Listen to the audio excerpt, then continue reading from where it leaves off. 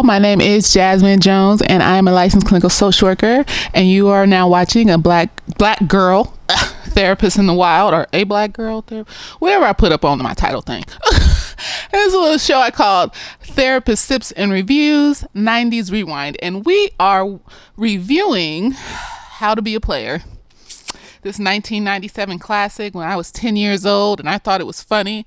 And now I'm realizing, because I did, two can play that game. So this is supposed to be like the player version and shit, and it's not. It really isn't. Like, if anything, it made you realize why Vivica Fox was so just structured and controlling and Two Can Play That Game, because it's just like, to experience a nigga that's in How to Be a Player and experience those type of niggas over and over again with no therapy or working through it and work, because it traumatizes you. A lot of women, heterosexual women that like men, have been severe. I mean, a lot of people, men and non-binaries, have just been traumatized by men. But let's focus on the heterosexuals, because this is what this is about. But if the shoe fits, if it vibes with you and it goes with who you are as a person, then hook on to it, y'all. So it just feels like this nigga is in this movie. And it's not like he's giving you real tips on how to be a player. It's more so on how to control and objectify somebody, so that you can get what you want from them. And when you suck them dry, you just leave them. I was just like, I was waiting for the 90s nostalgia. I was waiting to be like, oh, this is funny. I was just like, but instead it was just triggering. I guess things don't age well. I was watching Scary Movie, and the only scary movies that I believe in are Scary Movie 1 and 2 with the Wayans brothers, because those are the only scary movies that matter. Those are canon. The other ones, I have not seen them. I, throw them in the trash. I don't care. And just some of the scenes were just like, oh, this didn't age well, but it's the Wayans brothers. So Wayans, girl. So, it was still nostalgic for me, but this shit right here, all the way through, I was just like, this nigga. So we start the movie off with Bill Bellamy, and rest in peace, Bernie Mac. Rest in peace, that woman from BAPS that died from colon cancer. Rest in peace. Who else was on here that passed away? It was one other person. Oh, Iago from Aladdin. I don't know their names. I only know Bernie Mac's name, because Bernie Mac used his name. That was his brand. So everyone else, I don't remember their names. Sorry, I apologize, but rest in peace. I was watching this, I was like, oh, they're not alive anymore. That's so horrible. And they were so young too when they passed. It's just horrible. So anyways, we start the movie off with Bill Bellamy. And where is Bill Bellamy? We haven't seen, but I realized that acting is a hard labor job. And that's why after a few decades, they just trickle and disappear, because acting is a hard labor job, and they may not be getting jobs anymore, whatever. But I think a lot of them just retire from the shit, invest their money in other places and just retire, because it's a hard labor job. That's why models, when they age out of modeling and no one wants them anymore, they invest and grow businesses. Some of them do. Some of them just end up spending all the money because they never learn a budget, because poverty, trauma, or whatever the fuck. And they end up working at Walmart. It is what it is. But So anyways, Bill Bellamy, bad with some bitch. They fucking, it's wild, it's everything. And then, what's her name from Saved by the Bell come in. And big ups to her, because she was going through some mental health issues, in the late, middle, and 2000s and stuff. And Lark Voorhees, that was her name. And the only reason I remember it because it was on the credits, and I was purposely trying to remember her name, because I just was like, she been through some shit. And so to see her so vibrant and acting, I wonder how much energy it took her to just kind of not feel the effects of the shit, or maybe the shit that her mental health issues she was experiencing came later down the line. I don't know, but she been through some shit. So it's nice to see her vibrant and doing good. So he's with Lark Voorhees. That's his bottom bitch. That's the bitch that he's put on the pedestal to marry one day. I'm just like, okay, nigga. And anyways, he's in bed with some other woman, and Lark Voorhees comes upstairs and says, what the fuck is going on? He comes up by the covers with like shit on his mouth, like whipped cream and shit. And then he wakes up. It was a dream. And then he goes, oh, it was just a dream because I've never been caught. And I'm just like, okay, nigga. And then he proceeds to start his day. This bitch comes over in the morning to his house. She kept saying that she has to go to work. But she came to his house before work to clean his house and to make him breakfast, giving him wifey, because she don't know he cheating. She has her suspicions, but, he has a voicemail, not a voicemail, answering machine. This is the 90s, y'all. So I'm going to try to make this apply to today. So it's like, you see your nigga got text on his cell phones and shit. So he got an answering machine. He got 7 messages on it. So before she comes over, all the messages was from bitches. When she comes over, she's just looking at the answering machine like, oh, you got 7 messages. Who's there? And I think her suspicion either comes from the fact that he was caught cheating with her before, but he said he's never been caught. So it couldn't be that. So it must be she's been cheated on in the past or something, but she's suspicious. And so she want to listen to the answering machine. So he about to let her listen to it. And she was like, oh, no, you don't have to. And I'm just like, bitch, just... And so he goes downstairs to talk to Iago. I don't know that man's name. His name is Iago. And he tells Iago that he left her upstairs by herself. This nigga is like a fucking serial killer with this shit. He got a bunch of boxes of Adidas full of women's panties and shit. Like, I think he has a sex addiction, because I'm going to get into that as we go forward. So Iago's just like, how you leave her in your room by herself? What if she goes to your things? What if she listens to your answering message? And he pulls out the little tape from the message machine like, no, I got it. And I switched it. I was just like, okay. It just seems exhausting to have to keep track of all these women and have to do all these extra things. I don't understand the point. Like, orgasms are nice, but it's just like, maybe it's the control and the feeling of power too, because it can't just be nutting. Like, it has to be more than that. The game of manipulating these women that you don't see as real people and all sorts of things and such and whatevers. So anyways, she's listening to his messages upstairs while he's downstairs, of course. And of course, it's an old tape of his mom leaving him a voice message, and his grandmother leaving a message. She's like, oh, I shouldn't have been upset. So she leaves, and then his sister comes over, girl from Babs, and she feeling the type of way about this nigga because he stank, and he just a dog, and he just like this, that, and this. And he keep bringing up this situation that she had with some nigga named Michael Jones. Only reason I remember that is because his last name was Jones. And he keep throwing it in her face that she got played that one time. And he keep throwing it in her face that he warned her and he warned her and he warned her. And I'm just like, okay, you warned her and she made a mistake. Do you not know how to comfort her? And that's when I first realized that this nigga doesn't see any woman as a person.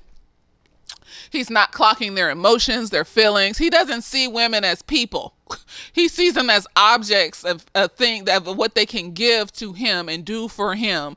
So he's making fun of his sister, and she's literally hurt by this. This man came into her life and hurt her emotionally.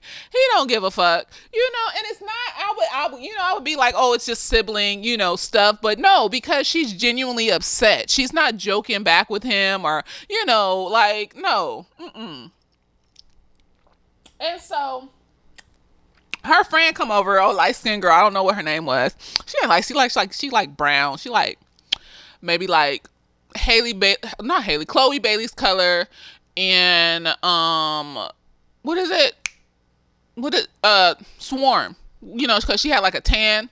She was tanner in that. So she's kind of like that color. So like a lighter brownish color.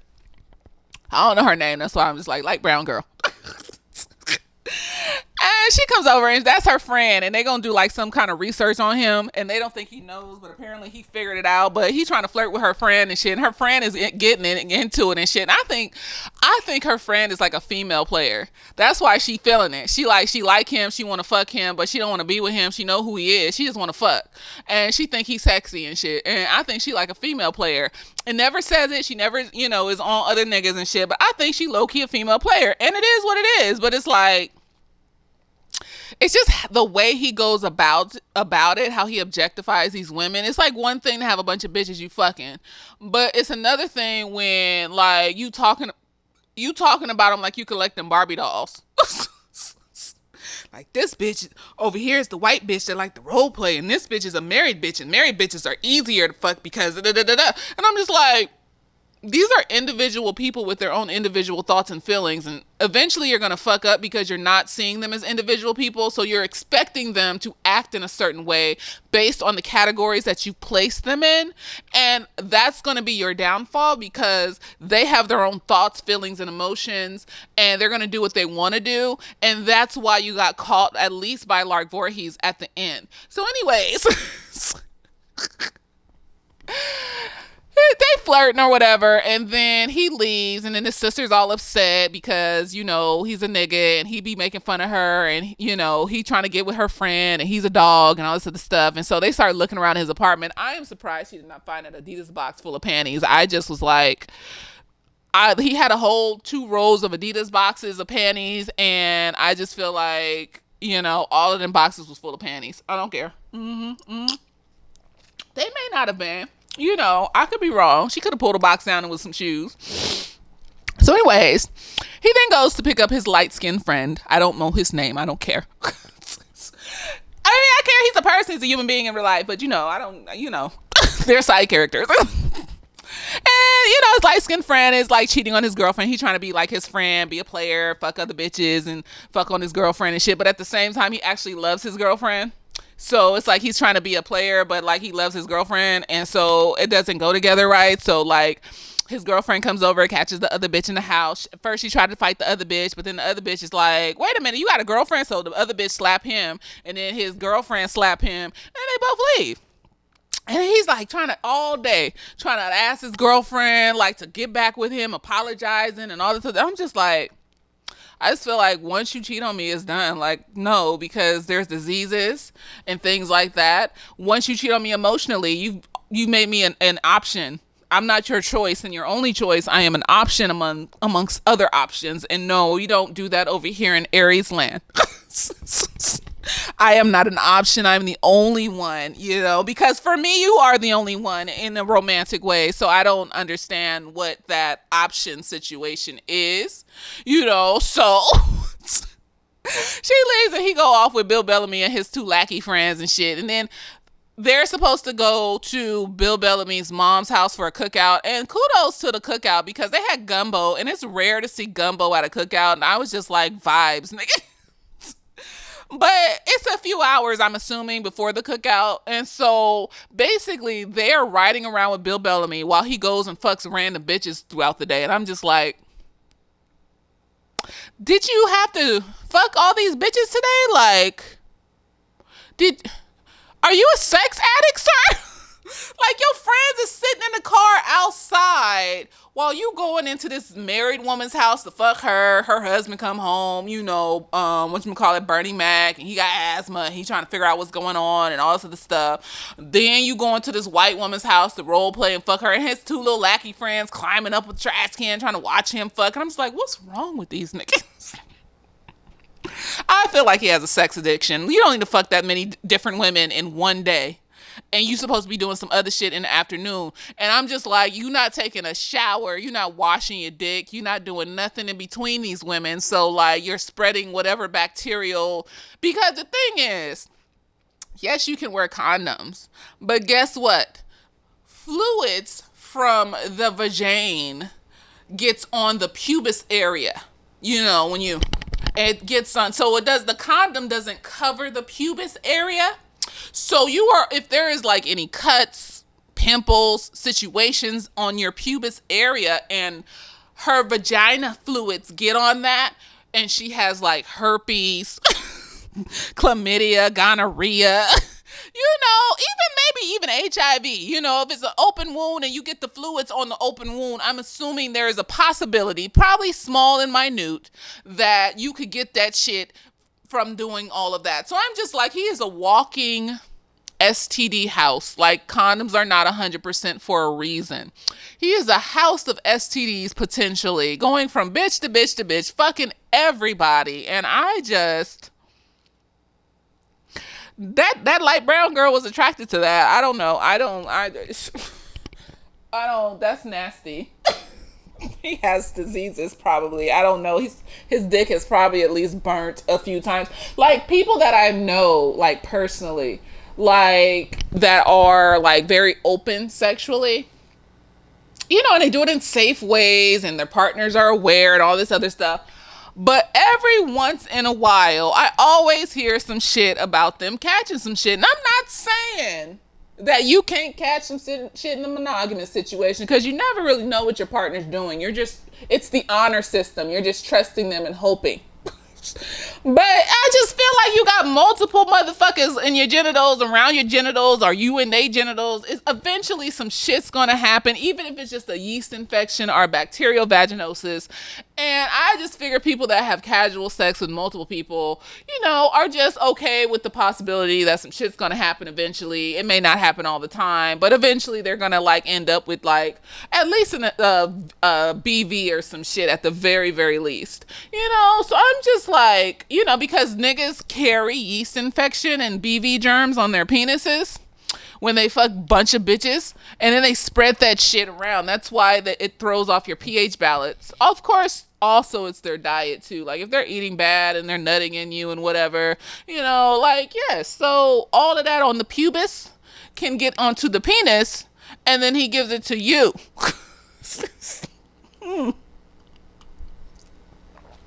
And I'm all for people having casual sex in a safe way with whoever they want to have, and things like that. I just be thinking sometimes, I just be like, how do you deal with the thought of potentially getting an STD? Like, do you just be like, well, it could happen, even though I'm as safe as possible. So, but then the roof could fall on me, or I could get hit by a car. Like, do you do it like that? Like, anything could happen even with this, and I could just have sex, and I just am about limiting the chances of things like that happening for me. So I just be like, not everybody's like that. Some people apply that roof could fall on my head shit to that, and I'm just like, okay, well, that's a vibe for y'all. Okay, because I do that with stuff. Like when I get scared of shit and I get scared to do shit, I'll be like, well, if you stay in the house for the rest of your life and don't talk to people, like anything, like you gonna end up homeless anyway. So like you can step out on the street and get hit by a car. So I'll be applying it, but I just shit I can control. I just as much as possible, because like I said, a monogamous situation, you don't know what your partner's doing, not really. So I don't know, to be thinking about stuff like that. Let me know what y'all think. But anyways, so he fucking a white bitch. These niggas is watching him fucking a white. It's gross. And then he goes to the dominatrix bitch, and she just want to do all this random shit and stick this thing up his ass and all this other stuff. And I'm just like, okay, nigga. And then, while he's doing this, his sister and her friend are at the house calling all his bitches, because basically they wanted to find a way to get him caught. He ain't got they were looking for pictures of him with them. And it's like, niggas don't be, even back then, niggas don't be taking pictures. That's like one of the biggest red flags. Cause I like taking pictures. I'm like an artist. I like photography, and I like taking pictures of things and people that I love. And so like I'm gonna take pictures with you, of you, around you, because I want you to see how I see you, and I want the world to see how I see you, and I want them to see us together and see the artistry that is us. And if you don't do that, then you don't need to be with me. And so, yeah, niggas don't be taking pictures of bitches they just fucking around with. And I'm just wondering, do all these women like think that that he's their girlfriend? Probably so, because the way they were acting, it just felt like they thought that this was something more than just sex. And so they looking for evidence. And then they opened his little like electronic digital like phone book situation that they had in the 90s. Figured out the password with pussy. Like, that's why I be thinking of random combinations of letters and numbers for passwords instead of like actual words. Cause it's like, you're not gonna have nothing relate. Like, even if you know me, you still not gonna know my password, because it's just a random conglomeration of letters and numbers like that I thought of in my head. Like it's ow. It's so ow, that hurt. Oh, you gotta watch it with these stilettos, bitch. I always be scared I'm gonna poke myself in the eye one day and just be blind forever. But it hasn't happened yet, so we're gonna keep going with it. Just like the people with the casual sex. See, I think that's what it is. And so like they like get to what is it? Oh, they figure out how to open his little electronic phone book, and they start calling all his bitches because there's a party in Malibu at Maxwell's house. I don't know if it's Maxwell the singer. They just keep saying his friend Maxwell, so I don't know. He works in the music industry or entertainment industry and for talent and all this other stuff. And so they all invite all of them to the party. And so he's over here. He goes to his mom's house. They eating and stuff. Or wait, before that, something fucked up happened. So before, wait, no, it was after the mom's house. Okay, so they go to the mom's house. They eating. It's cool. It's fun and stuff.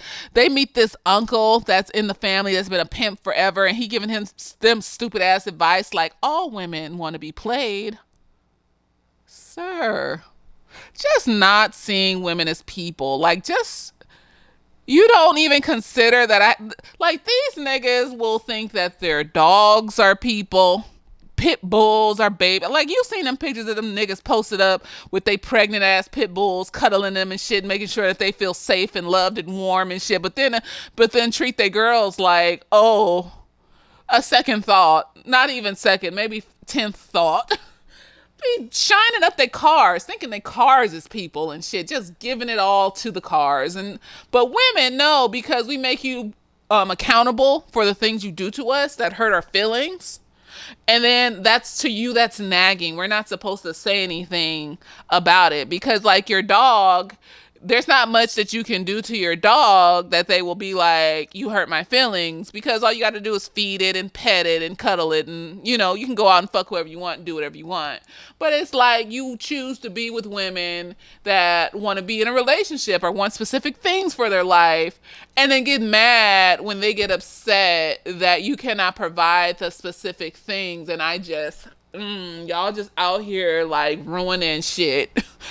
Ruin your own lives, like messing up other people's lives. So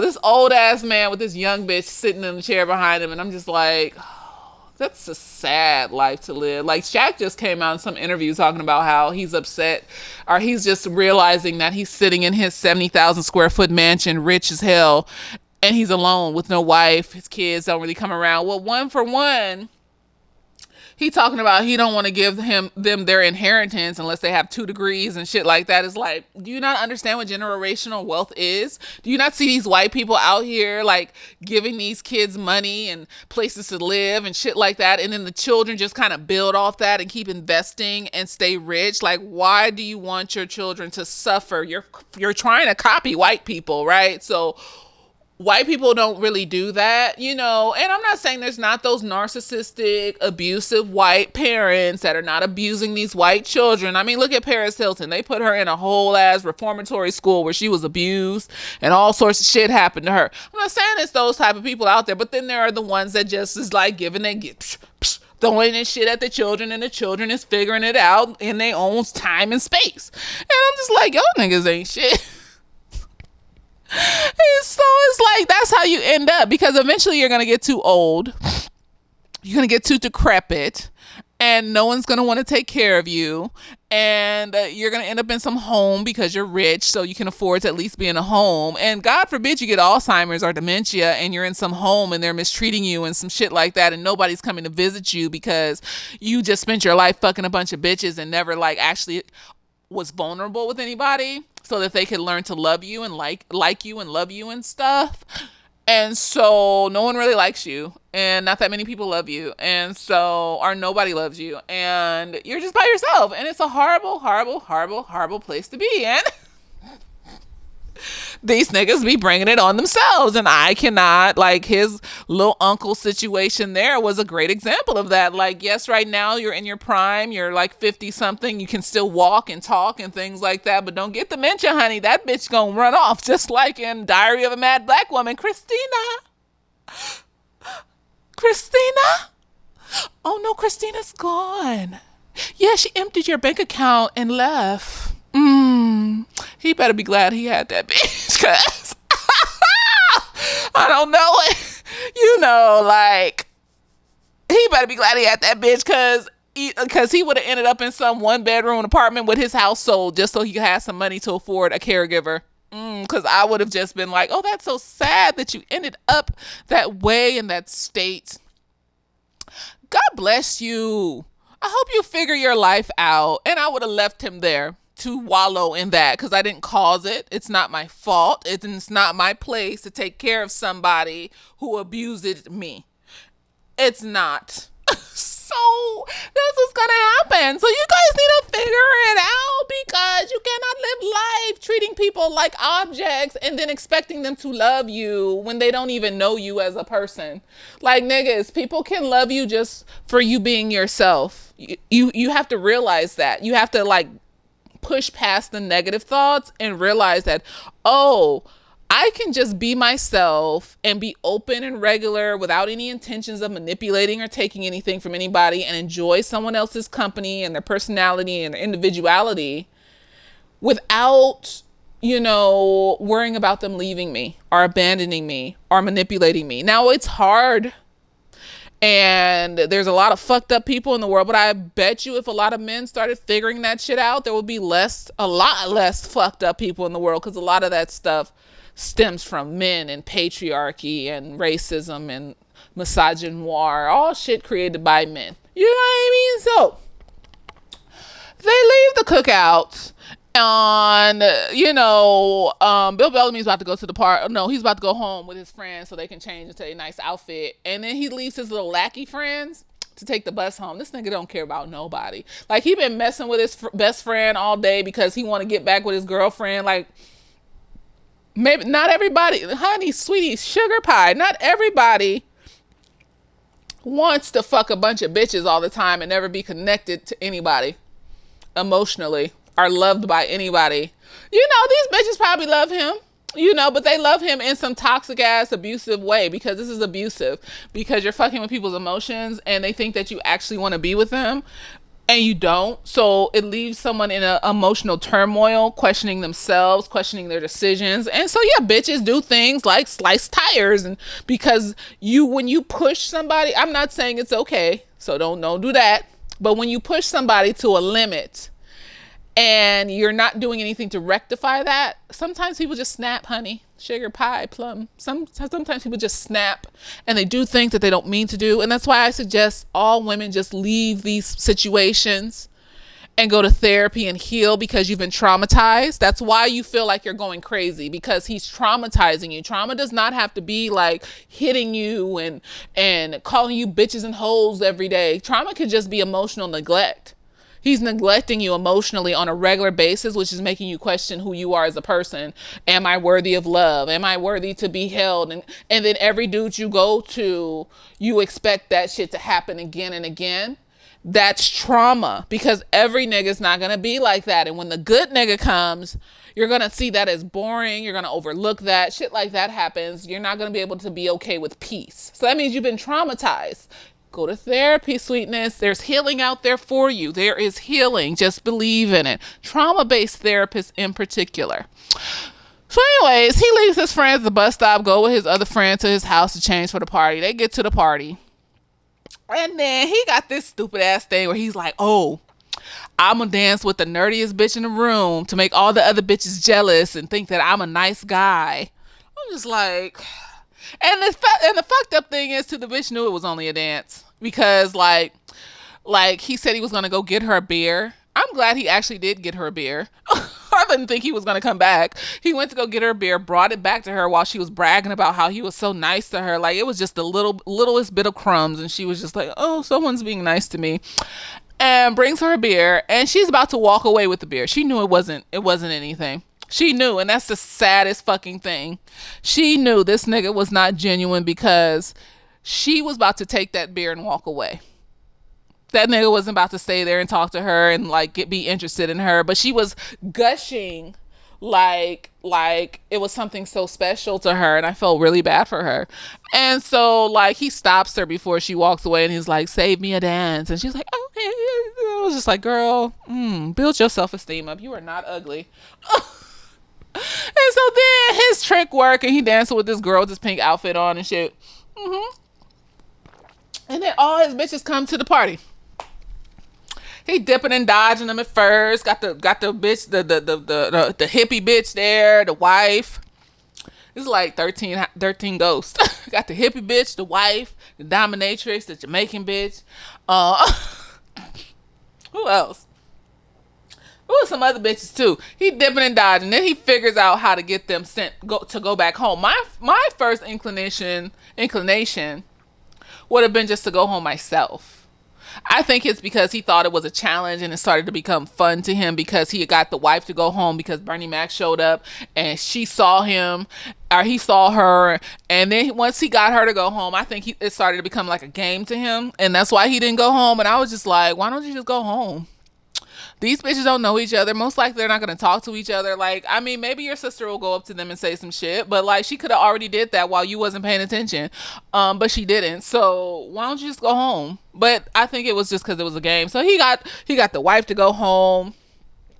Then he started paging all the hippie bitch, all the other bitches, and sending them 911 pages talking about like 911 pages mean like emergency, or I guess to them it meant like I'm gonna meet you at the house. And so they all left.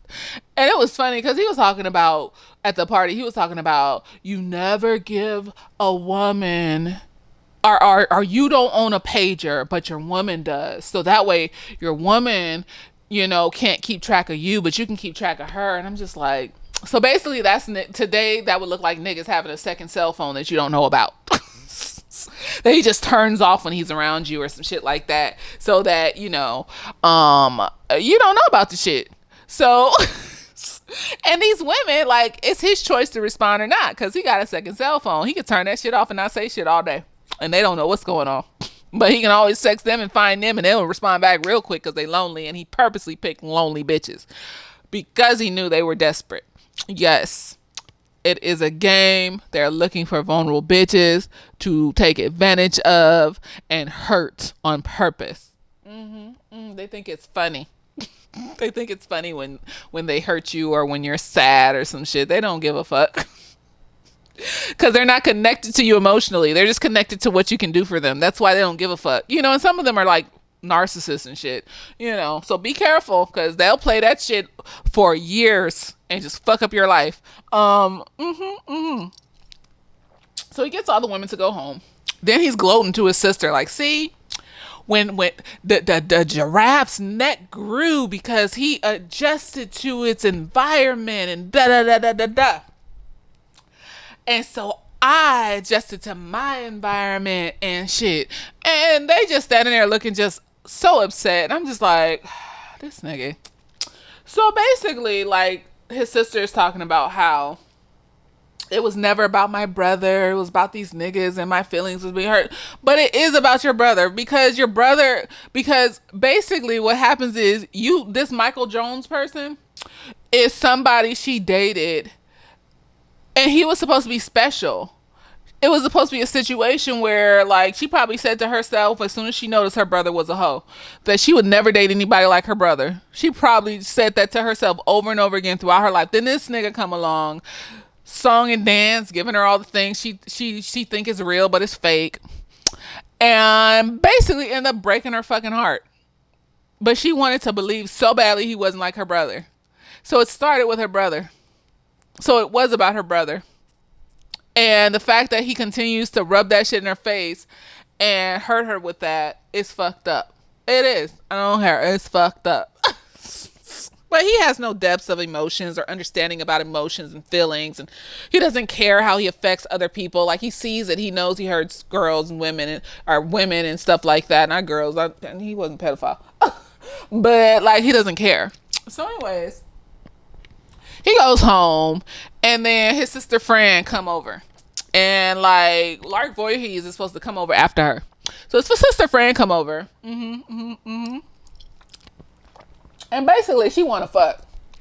So they fuck, and then like Lark Voorhees is coming up the stairs, and they keep splitting between them fucking and her coming up the stairs. So you think she about to catch him, but when she get up the stairs, this nigga is holding her fucking picture while he's pretending to be sleeping. I was just like, this dirty dog nigga. Like, these are the type of niggas that you really have to read between the lines to see the red flags, like the patterns, the discrepancies, the inconsistencies. I would look at how he treated his lackey friends, the people he talks shit about, the people that, how he treats his sister lets me know how he's going to treat me. That's all you got to do. How he treats his sister, how he talks about his sister, how he puts his sister down, how he overlooks his sister's pain. That is a pattern that's been there since they've been siblings, because she's the younger sister. So, you know, whenever that happened, I don't know how much younger she is. That's a pattern that's been there since they were, you know, siblings. And so, why would that have just disappeared if he's still treating her like that? Why would that pattern just disappear? So that means one day he's going to treat you like that. There you go. So sometimes you have to look outside of how he's treating you and look at how he's treating other people around him and himself. And then to get a better picture of who this person actually is, because they'll put on their best masky face and pretend to be Prince Charming. Like she even said it when she came in the house. She was like, he's so charismatic. Remember, serial killers are always described as charismatic too. I'm not saying he's a serial killer, but on the spectrum of manipulation where we have fuckboys to sociopaths, it's all about just manipulating and controlling so you can get what you want. And all of these people on this spectrum use charisma and charm to get what they want. They put on a mask of kindness and niceness and da da da da da da. So, anyways, she fucks this nigga, and then Lark Voorhees comes upstairs. He's holding a little picture. So she's like, "Oh, so sweet, beautiful," and then she goes downstairs to like get some wine or whatever. This bitch done left her panties and, you know, her robe or something on the refrigerator. And then she wrote like with red lipstick or whatever on the refrigerator, "Busted, adjust to this." And this shit was like, because that's what catches these niggas up. You gotta deviate. So when you got like a nigga, that's why, like, you gotta be like the movie Enough. Like Jennifer Lopez, you know, I ain't vibing with her that much because, you know, Ashanti sang most of her songs, so I don't know why she winning Grammys and shit. But if you watched Enough, one of the few movies that I think she acted good in, Enough and Cell, those are the only, and Selena, those are the only three movies that Jennifer Lopez did a good job on. I don't care. The rest are just like, oh, maybe she gives one-offs every few decades and shut up. What? Like, cause wasn't like, okay, Selena was in the 90s. And then like Sale was in like the early 2000s. And then Enough was like in the mid 2000s and stuff. You know, 2010s and stuff, I think. So like every few decades, or maybe a decade, she gives a one-off. And so I have to give that to her. There you go. That's all I'm giving. You gotta do like that bitch in Enough. That nigga didn't expect this bitch to go to train and learn how to fight and then destroy his ass. You gotta pivot. So to get rid of toxic niggas who won't leave you the fuck alone, you gotta pivot. You gotta do some shit they don't expect. Or you have to have boundaries so strong that they know you're not gonna deviate once you're done. That you're not going to change shit up. You're not going to be like begging to be back in their life. You have to have boundaries so strong. They will have had to see you utilize those boundaries with other people, because they watch you.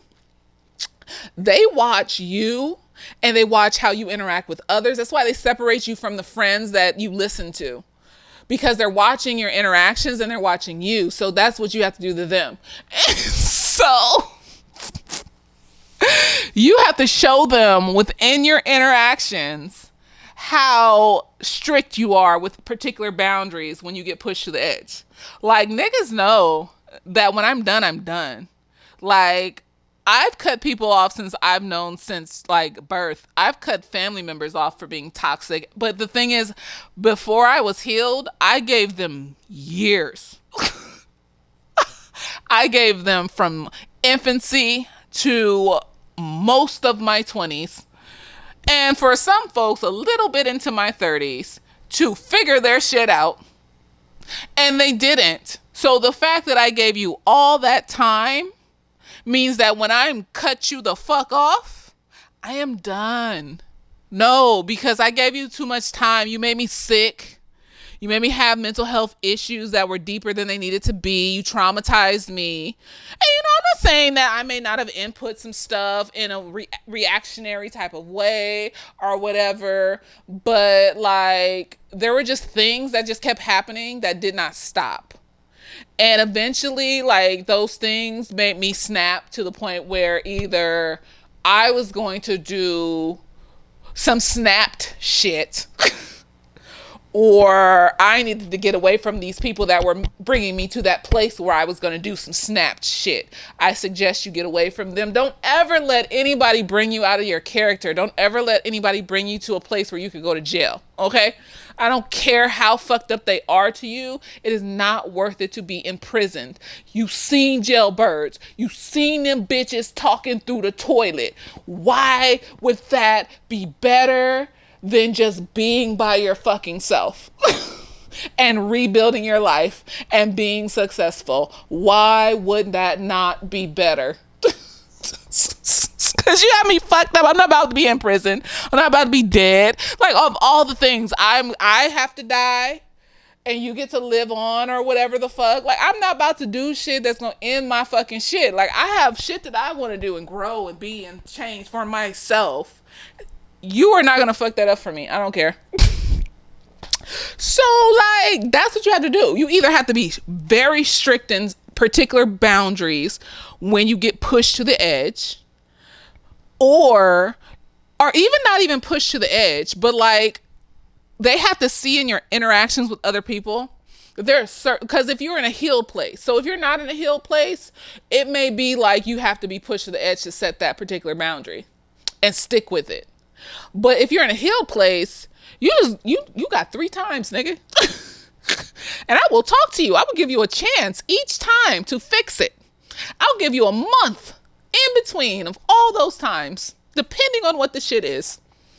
But if you fuck with me for the third time is done. We're not honey bunches, sweet oats, berries, cheese, ice cream. Yes, names of food that I will want to eat. I'm done. Like, I don't, because like I am sitting here wasting 3 months of my life waiting for you to fix it. I only give you that much time. And I'm not talking about petty shit. Like, oh, they chew with their mouth open. Like, it's annoying, but it's like I can just not look at their mouth. Like, I can disassociate and start thinking about other things, so I don't even really hear it. Like, that's just me though. Some people, that's a no. I don't know. It's like affects some shit in your brain where you hear people chewing and it makes you like do stuff. So that's just for me. So if that's on your list of like you can't do that, that's more power to you and shit. But like for me, it's like petty shit. Like, or like they got money, but they dress like Mark Zuckerberg and shit, and sweats and t-shirts and stuff all the time. As long as you know how to get it together when we go somewhere nice. And you want to go play nice places sometimes, I'm fine with that. Look what, girl, I have learned to be stylish with my sloppiness. There you go. But even as long as you bathe and have good hygiene, like, do you, boo? This is not a deal breaker, but it will make me highly upset. You eat my leftovers. Like, I have a deep imagination. And when I have really good leftovers in the refrigerator and, it's a work day in particular, like, I'm thinking about that shit all day till I get home. And if I get my motherfucking ass in the house and my motherfucking leftovers are gone, nigga, I need some space. Why you need some space? I need some space. It's just food. Give me some space. I just take some space because it is just food and it's not that big of a deal. You shouldn't break up with somebody because they ate your fucking leftovers. But if you do it on a consistent basis, my nigga, that means you're doing it on purpose to piss me off. That's something to break up over. No, you're doing that thing that the original word gaslight came from that movie, and he was just doing little petty shit to fuck with her because it was funny to him. No, that's what I'll take it as. That's what I'll take it as. Like, oh, okay, this is some consistent shit you're doing to fuck with me. You're eating my leftovers after I come from work. You doing this to okay. See how upset I get because it's food. It's food. Like, you don't, why would you do that? Like, you could ask me for some. I probably give you some just because I don't eat large meals and things because like I get full fast. I would give you some. But no, instead, or you could just ask me, like, like you want this in the refrigerator, or can I have some of this and stuff because it looks good? I would say yes, because I am a giving and loving person, and I know how good it tastes, and I want to give you some of that good taste.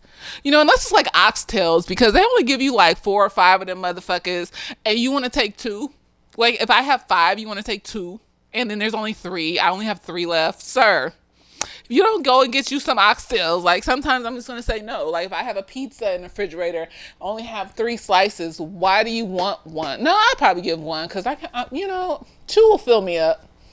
But like, if I only had 2 slices, why do you want 1? No, you cannot have a slice of pizza. That's my pizza. I don't know if I have a problem, but I'm standing on it. I'm standing on that. I don't care. So anyways, and so it's not petty shit.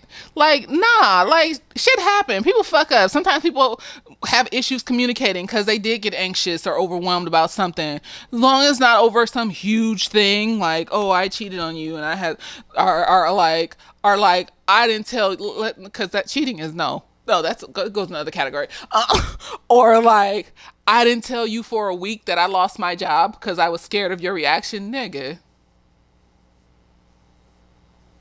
I've been alone. Like, I could tell you anything.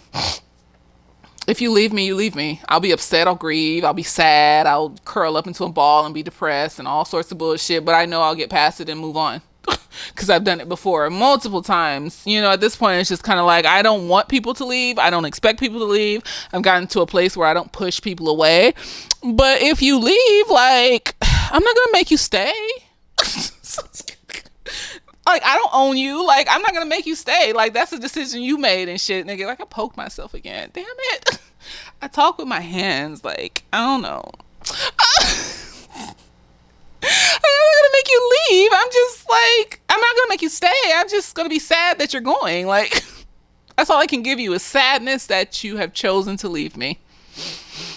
But, like, you gonna go. So, like, you need to be okay and have that same energy with me. Like, you need to not be so scared to tell me something that, so that would be a type of thing that I would give you 3 conversations about. I need to see, at that point, I would, for some shit like that, you need to go to therapy. Like, if I'm that scary to you that you would just, because I'm a pretty chill bitch. You come to me as a man, as a woman, as a non-binary, you come up to me and you tell me some shit and we can talk about it. But no, when you lie, when you hide shit, when you do malicious, manipulative shit, because you feel bad, like you insecure, you went through some shit. I don't care what the reason is. You're an adult. Like, there are ways that you can get healed from the shit that you're talking about, and you're choosing not to do those things. But then you're going to throw the consequences on me and I have to deal with, no. You get 3 conversations, so, it's not like I just leave anybody over anything. I'm very loyal. I'm Aries. I'm very attached and things like that. Sometimes anxiously attached. We're working on it. We're healing. We're growing every day. But like, I have breaking points. And when you touch the breaking point, like, no, we're not doing this. Like, no. So I think all people should have that. I think all people should understand their breaking points, understand their stuff, so that they are able to embrace positivity when it comes their way and know what it looks like, and release negativity from their life if they need to. Like, release it into the world. Obviously, it doesn't belong here because it's spreading toxicity and trash into you. So it's not doing anything but causing more damage. Why would you have something that causes more damage in your life? That's something, someone, something. She said that shit. Something. Someone, stupid. But yeah, so that's what I thought of this movie. This nigga has some mental health issues. He probably was, sexually abused or something happened to. He probably one of them niggas that lost his virginity to an older woman, and is having trauma responses without realizing it. That urge, that fiending for sex and to manipulate and hurt other people, that is a trauma response. That's what that is. And so, either you gonna do something about it one day or somebody else gonna do something about it one day. Or you just gonna end up old, alone, and done for. It's none of my business. That's not my ministry. That is not my religion. It just makes me feel bad for men, because it's mainly men doing this, and then the other outlier genders that do it too because they've been traumatized and shit too. It just makes me feel bad for all those people, because it's you just walking around and imagine how hard it is to maintain all those women. Two Can Play That Game was, I'm putting this structure up to protect myself just in case you are a fuck boy. I've learned that if I control every man's move just like they try to control me, then maybe you'll stay with me. How to be a player is, I just like hurting bitches because it's funny. And, I may have a sex addiction, so I have to feed that. You see how it's different? It comes from similar places, but it's different. There's different reasons behind it. Now, I'm not saying Two Can Play That Game is right, but this is self-preservation, toxic self-preservation, but self-preservation still. This is chaos. This nigga could, and it's in the 90s before we have the medicines that lower the white blood cells so much that you can have sex with people without giving them HIV. This is before PrEP. This is when people were still dying of AIDS, on a mass scale. Not as bad as in the 80s and in the early 90s, but still dying of AIDS at a mass scale. This is when that little black girl was on Oprah, and she was one of the first few children that was born with HIV and stuff. She's still alive today too. God bless her. And so, chaos for no reason. This here causes this. So that's why I can't be super mad at this, because this didn't develop by itself. This didn't develop just I just woke up as a woman one day and decided I needed to control men. This developed because of this. And this developed because, trauma and not allowing men to express their emotion, but that still comes from the patriarchy. So, men. It started with men, white men, and it blossomed into all of this chaos.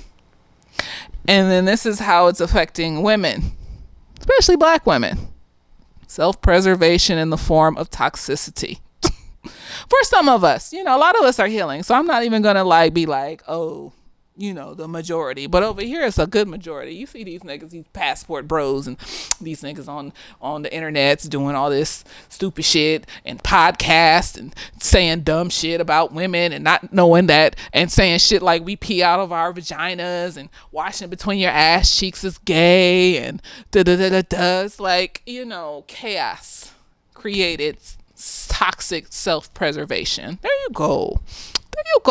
Doesn't that make sense? So, yeah, How to Be a Player didn't age well, and it's not okay, and you shouldn't treat people like that. And he's probably going to end up old, alone, and done for, or one of these women are going to stab him in the chest one day. God bless him and his character in that dimension. Because, what if movies are just other dimensions? And so, his life could have still went on in that dimension, and some bitch just stabbed him in the chest. Because she just snapped. Because, you know, you pushed her to the edge and you fucked with her mental health. And she's one of those people that doesn't, like, heal healthily. And so she snapped and stabbed you in the fucking chest. I mean, I already had a bitch, you know, slice his tire and throw egg on his, you know, car and shit. So why is that so far-fetched to believe that the next step, like Lark Voorhees might have just stabbed him in his fucking chest and shit? You know what I mean? So who knows?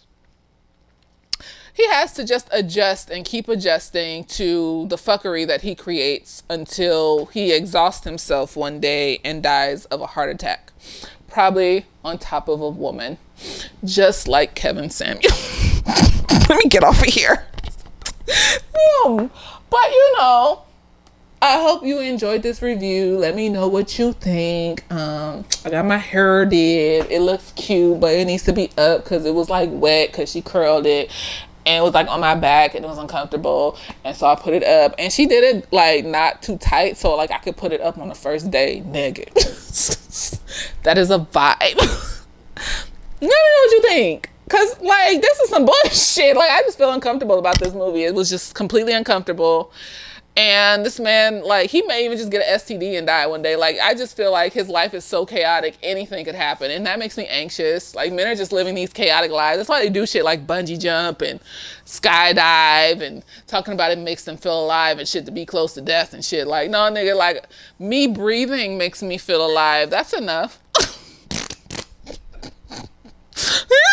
I can feel the air go in, my lungs fill, and I can release it, and it's magical. I don't need to jump out of a plane. Like, if you like to skydive and shit like that, that's cool. But if you're doing it, like, as an addiction, like, you got 15 different adrenaline rush hobbies and shit, like, that's scary. Like, excess is the problem. Like, when you see these niggas having these excessive parts of their lives, then there may be a problem there.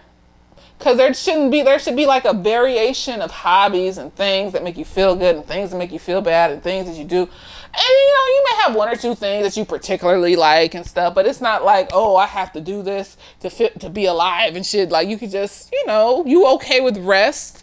You okay with work. You're not like one of them no sleep niggas and shit. Like, but if you don't recharge your brain, you won't be able to work at your fullest capacity, which may then make you make more mistakes. And so you should sleep and rest and vacation and do things like that periodically to maintain the health of your body and your cognition. And then you can create amazing things and shit, even more amazing because you got rest. Like those times when I'm resting and I'm chilling is when I'm the most imaginative and I think of the most interesting things. And then I apply it to my job and then people be like, ooh and ah. And I'll just be like, oh, I thought of that when I was inebriated. But go off, sis. Yes. Ooh. Ah, bitch. Oh my gosh. I mean, like most of the time I just have a question. I just Google it. Like, but ooh, bitch, I just simple shit other people can do. Like, I don't understand the oohs and ahs, but like, go off, sis. Ooh, ah, bitch. Well, yes, this was an interesting watch again as an adult because I haven't seen it since. I don't think I've seen this in a while. I don't know, like maybe since I was in my 20s. I haven't watched this in a while, but yeah. It was interesting. Let me know what you think. I'm just looking at this nigga like, God bless him, because that's chaotic. That's excessive. Like, I stay away from shit like that because them type of niggas bad things happen to people that lean too much into excess and chaos because they start to objectify the things that are in excess, not realizing that the things can deviate and change and get fucked up and stuff can happen. But because you're so rigid in your thinking, you don't know how to pivot. You can't just be like, oh, mistake. Okay, well, we go. No, you have to like double down in it because you don't know how to pivot. Like you just know that thing. And that is such a disadvantage in life. I feel bad for you. God bless you. Later days.